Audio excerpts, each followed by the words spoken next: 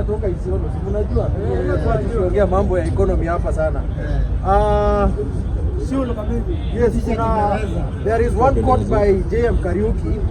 He said, "We do not want a Kenya of 10 millionaires and 10 million beggars." President William Samoei Ruto said he is going to lead the way Mwai Kibaki did. And yet, first of all, I welcome the dismissal of the cabinet.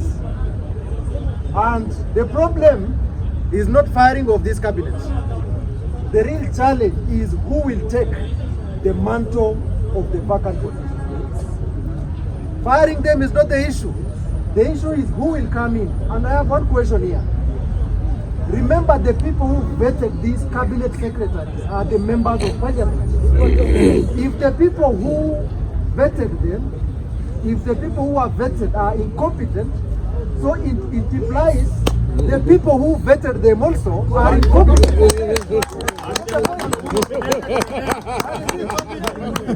What we are saying, ashavunja baraza la mawaziri, ndio sasa tunaomba avunje rasmi bunge la kitaifa. That is what we are saying. Because one thing, honestly speaking,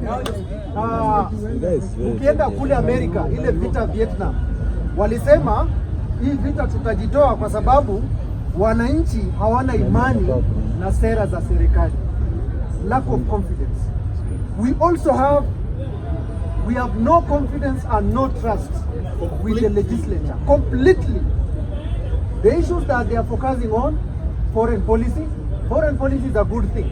But is it our priority? No. They are focused on the AMISOM in Somalia. They are focused on sustainable development goal, green energy. How can you speak of green energy to someone who cannot afford 1 meal a day? Somebody who is yes. How can you preach we should be using electric vehicles and buses to someone who even rarely uses a road because he cannot afford? Yes. So one thing I really want to tell to President William Samoei Ruto, Kibaki did this and he partly got it right. So one thing we are encouraging now, baada ya bunge la kitaifa kuvunjwa, it also says one thing. We have key parastatals in this country that are run by competent people. Yes. Yes. Kenya Power and Lighting Company. Yes. Kenya Ports Authority. Yes. Ethics and Anti-Corruption Commission. Yes. Kenya Airways. Yes. And many others. EPRA, Kenyan, the famous Galana Kulalu, I don't know, irrigation scheme and everything. And those people. And as a northern, I want to say one thing. Mtu wa northern Kenya sasa. Wale wabunge walivote yes.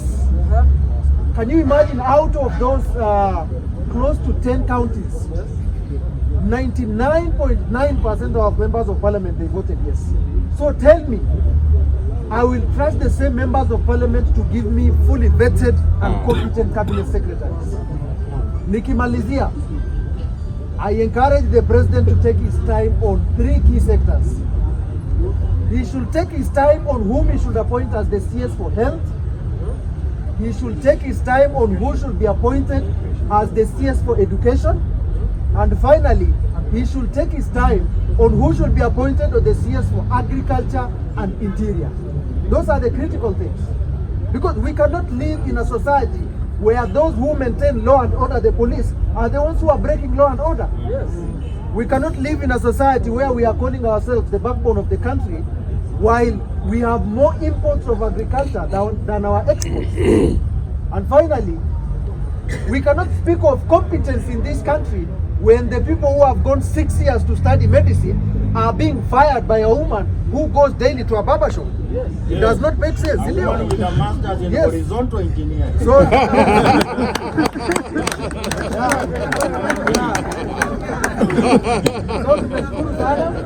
but one thing I also want to say, Bwana Speaker, nikimalizia. 1 minute. Kwani nani alizaa Gen Z? It is you. Yes. Yeah. So, and one thing it is already proven, withdrawal of finance bill did not require dialogue. Did it?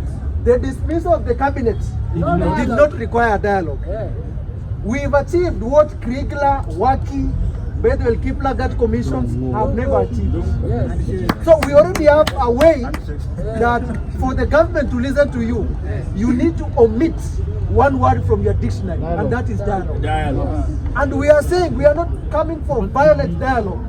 Tunakusalimia, that is the dialogue we have. So kwa hivyo Gen Zs, let's not give up. I'm really so happy. Vile tumeenda hizi protest, it has really given out. We are now seeing the fruit that we don't really need to go to dialogue.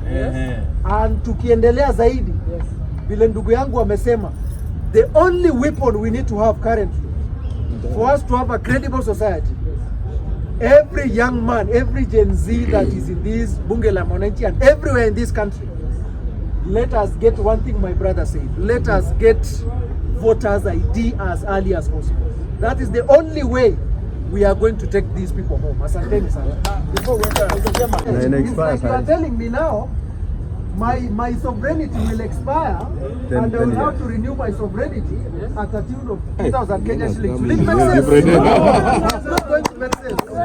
So critical things. Kuna mwingine amesema linda mama hapa, but I also want to pass one message to the so-called kingpin of Northern Kenya, Eden Duale.